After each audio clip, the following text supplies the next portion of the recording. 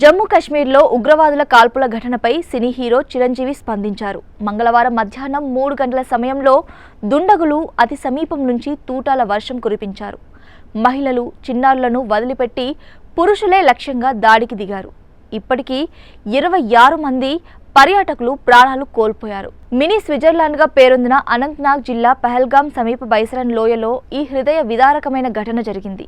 ఇది క్షమించరాని క్రూరమైన చర్య అంటూ చిరంజీవి సోషల్ మీడియా ద్వారా తెలిపారు.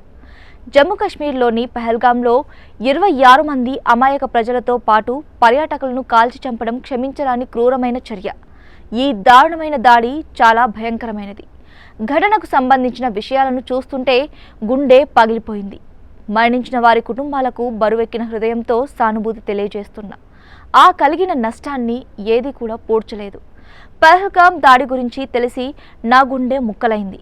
బాధితుల కుటుంబాలందరికీ, వారి బంధువులకి నా సానుభూతి తెలియజేస్తున్నాను. వారి ఆత్మలకు శాంతి చేకూరాలని ప్రార్థిస్తున్నాను.